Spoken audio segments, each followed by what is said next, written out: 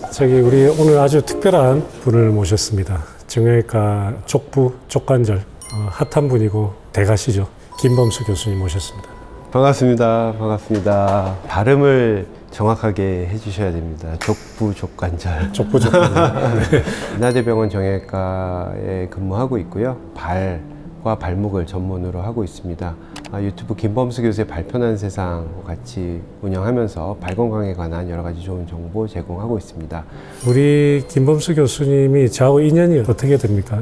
학교 후배고 세브란스 정형외과 의국 후배고 네, 트레이닝 후배고. 네, 제가 레지던트 2년차 하고 있을 때 이동훈 박사님이 그때 군의관 마치고 신촌 세브란스 병원에 펠로우로 오셔서 그 인공관절을 처음 이제 수련 세부 전문 하실 때 그때 제가 이제 그 밑에 그 파트 2년차. 네, 파트 2년차 3월달 딱 오셨을 때 맞아요. 그때 네. 처음 만났죠. 네네 딱 처음 오셨을 때 첫 파트 그게 좀 특별한 인연이었던 것 같아요. 네.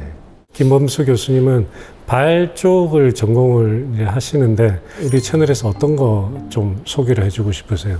사실 제가 발을 전공하게 된 거는 고민을 하잖아요. 우리가 어느 파트를 전문을 할까 고민을 할 때 저도 인공관절 파트하고 족부 파트 두 개가 제일 재밌어서 좀 고민을 많이 했었는데 무릎 인공관절이나 고관절 인공관절은 너무 많이 발전이 되어 있고 제가 할 수 있는 부분이 그렇게 많지는 않을 것 같은 느낌이 좀 들었었고 발은 근데 질환도 되게 다양하고 아직 극복되지 않은 질환들이 굉장히 많아서 재미도 있었고요.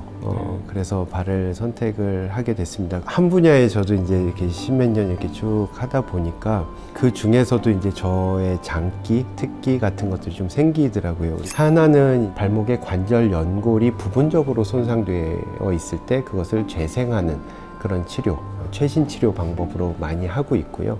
또 하나는 이제 3D 프린팅을 이용해서 발에 괴사된 뼈를 재건해서 치환해주는 그런 치료를 이제 하고 있습니다. 근데 우리가 정형외과에서 제일 전통적으로 많이 보던 관절은 이제 무릎 관절하고 고관절. 그렇죠. 그렇죠? 예, 예. 말씀하신 것처럼 발하고 발목은 비교적 정형외과 의사들이 이렇게 저기는 아래쪽 아래 끝들이 이렇게 그러니까 별로 신경을 안 썼다는 말이죠.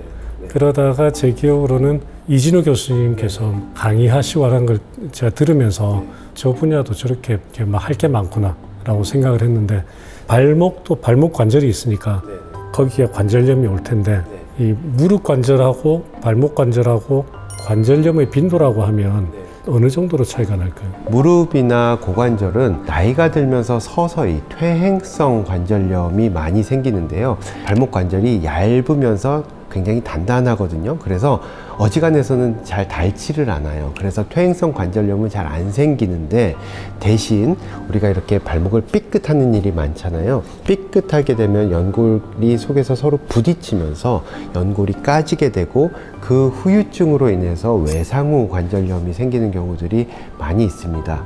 또는 우리나라 사람들이 대부분 이렇게 오다리가 어느 정도는 다들 있는데 체중이 안쪽으로 좀 더 쏠리면서 안쪽의 연골이 보다 빨리 닳게 되는 내반 관절염이 흔히 발생을 합니다. 무릎 같은 경우에도 외상성이 있고 퇴행성이 있는데 퇴행성이 압도적으로 많잖아요. 그렇죠. 무릎은. 네. 근데 발목은 이런 외상성이나 이런 것들이 좀 더 많다라는 훨씬 거예요. 많습니다. 훨씬 네. 많고 연골이 무릎에 비해서는 더 단단해가지고 좀 퇴행성 관절에 좀 저항성이 크다 이렇게 그렇죠. 생각하면 되겠네요. 네, 맞습니다. 그렇군요. 발목 같은 경우에는 이렇게 연골 손상이 되면 어떤 식으로 주로 치료를 하나요? 기본적으로 우리가 수술적으로 치료하는 접근 방식은 무릎이나 발목이나 다 비슷합니다. 근데 우리가 크게 구분을 해야 될 것이 관절염에 대한 치료하고 부분적인 연골 손상에 대한 치료는 조금 달라요. 무릎에도 부분적으로 안쪽만 닳아 있을 때는 교정 절골술을 하듯이 발목도 이렇게 휘어있는 발목에서 안쪽만 달아있다 그러면 복숭아뼈 위쪽에서 뼈를 절골을 해서 휜다리를 반듯하게 교정 절골술을 통해서 관절염을 치료할 수가 있고요. 또 많이 닳게 되면 관절 고정술이라든지 인공관절 치환술 등을 통해서 관절염을 치료를 할 수 있습니다. 관절염이 시작돼가지고 쭉 진행이 되다가 말기 끝까지 갔다라고 치면 이 말기에서는 무릎 같은 경우에는 거의 인공관절을 하죠.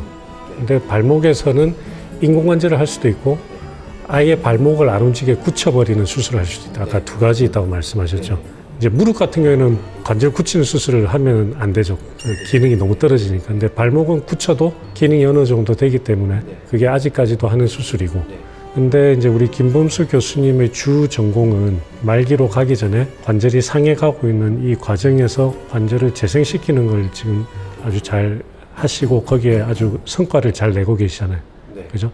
그 중에서 교수님이 지금 제일 잘 하시는 방법은 어떤 방법입니까? 연골 재생하는 방법이 여러 가지가 있지만 그 중에서도 제가 좀 관심을 많이 갖고 집중적으로 연구하고 있는 부분은 B맥 수술이라고 흔히 얘기하는 건데요. B맥은 Bone Marrow Aspirate Concentrate의 약자인데요. Bone Marrow, 골수를 골반에서 이렇게 주사기로 골수를 쭉 뽑아요. 원심 분리를 시켜서 줄기세포가 고농축으로 함유되어 있는 부분을 이렇게 추출을 합니다. 그래서 그 줄기세포를 연골이 비어있는 부분에다가 넣어주는 건데요. 그냥 넣어주면 얘네가 다 도망가니까 콜라겐 섬유를 그 결손 모양대로 똑같이 오려서 떼어주는 거죠. 우리가 이 골반에서 추출한 많은 수의 줄기세포와 같이 재생을 하기 때문에 훨씬 더 좋은 연골이 재생이 된다고 알려져 있습니다. 새로 형성되는 연골의 퀄리티가 다르다라는 그게 입증이 된 네, 연구 결과들이 조직 검사한 연구 결과들이 있는데요. 미세골절술만 한 것과 그다음에 미세골절술 플러스 이 B맥을 같이 했을 때에 그 결과를 뭐 6개월 뒤, 1년 뒤에 다시 조직 검사를 해서 현미경으로 봤더니 훨씬 더 그 초자연골, 자연연골하고 유사한 수준의 연골로 재생이 되더라라는 논문이 무릎에서 나온 연구 논문이 있습니다. 네. B맥을 언제 그럼 처음 하셨어요? 네, 제가 이 수술을 처음 시작한 거는 2013년도였는데요. 그때 당시에는 이게 굉장히 사이즈가 큰 병변, 그리고 나이가 50세 미만, 뭐 이렇게 조건들이 있었어요. 그런 경우에 한해서만 비급여로 쓸 수 있게 허가가 되어 있는 상태였는데, 좀 비싸기도 하고 해서 저도 환자들한테 해본 적이 없으니까 권하지도 못하고 이런 상황이었는데, 저희 대학교 30대 초반 공대 교수님이 돈하고 상관없이 무조건 제일 좋은 거 해주세요 그러시는 거예요. 근데 이런 수술이 있다는데 저도 해본 적은 없는데 한번 해보실래요? 그랬더니 좋다는 거예요. 그래서 이제 그분이 첫 케이스였던 거예요. 결과가 생각보다 너무 좋은 거예요. 그분 지금 10몇 년 됐는데도 제가 가끔 이제 데이터 때문에 연락드리면 아무렇지도 않으니까 연락하지 말라고 이제 그러세요. 그래서 그 이후에 제가 조금 몇 분씩 이렇게 해봤는데 결과가 상당히 좋아서 한 4, 5년 지나서부터 이제 학회 통해서 발표도 하고 그렇게 됐죠. 근데 학교에서 이제 발표를 처음 했을 때가 2017년인가 그랬었어요.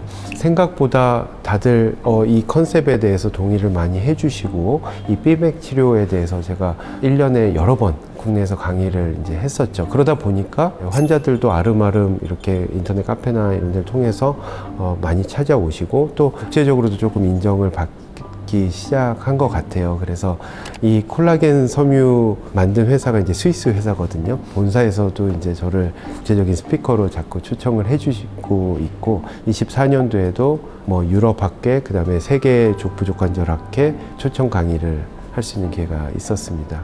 이제 우리 김범수 교수님이 한국을 벗어나서 세계로 아주 폭발하고 계시는군요. 열심히 하겠습니다.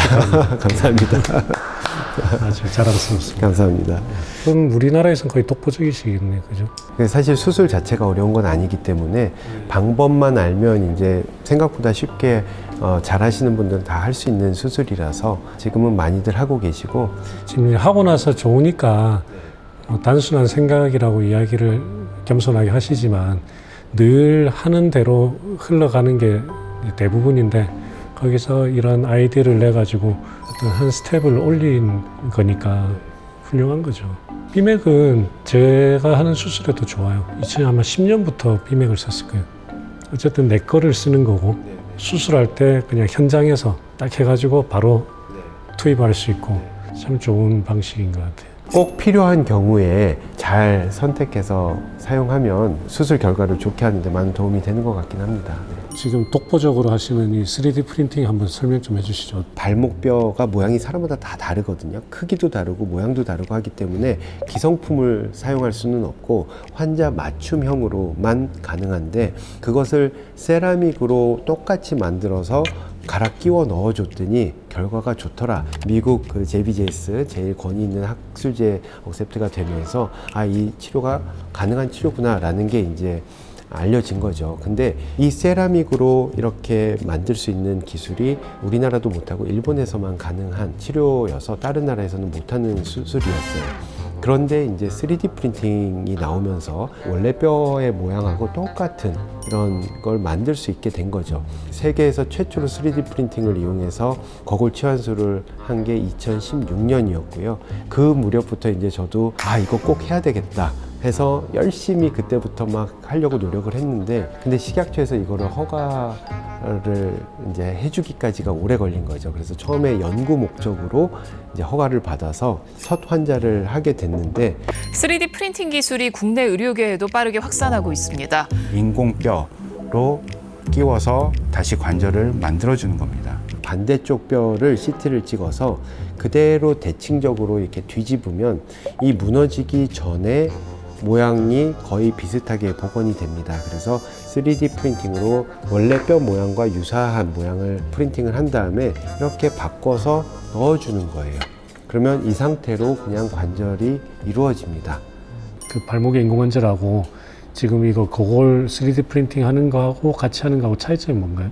네, 우리가 지금 하고 있는 발목의 인공관절 치환술이라고 하는 거는요, 발목을 이루는 윗뼈와 아랫뼈의 다른 관절을 부분적으로 깎고 거기에 쇠로 된 메탈 임플란트를 삽입을 합니다. 그리고 그 사이에 베어링 역할을 하는 플라스틱을 삽입을 해서 관절을 이루는 거죠. 가장 많은 문제가 뭐냐면요, 이 거골이 보시다시피 이렇게 뼈가 작아요. 근데 이 작은 뼈를 깎고 다듬어서 남아있는 뼈는 굉장히 작게 되죠.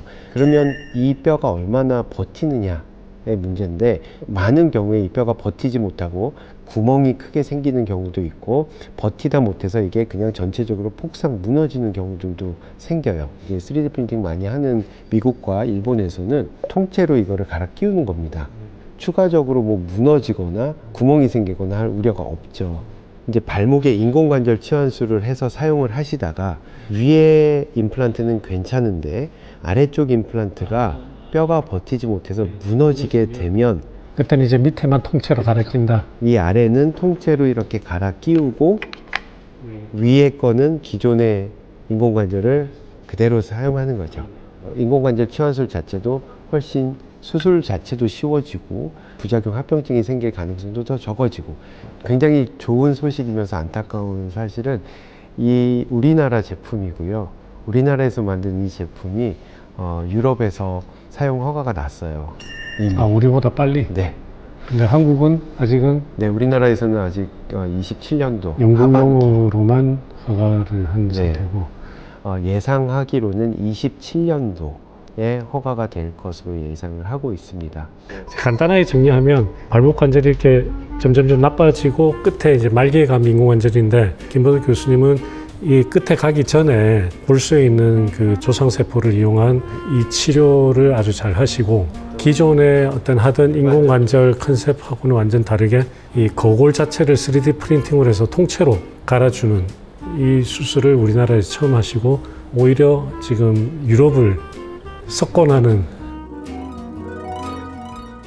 제가 펠로 할 때 자료 좀 정리해 오라면 막 열심히 찾아서 정리해 오던 우리 김범수 선생님께서 그때 교육을 잘 받아서 대가가 되셨네요. 감사합니다. 네.